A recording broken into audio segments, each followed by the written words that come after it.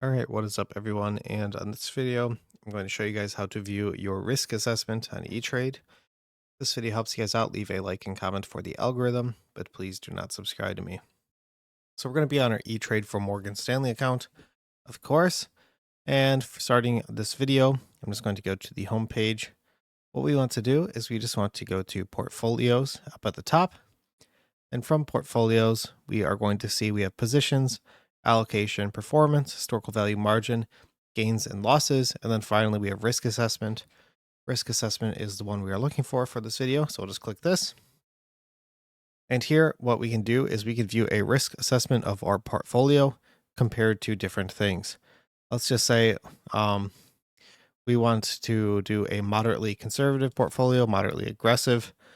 We can view the volatility rating that E-Trade gives us. I've just cashed in this account in like 25 cents.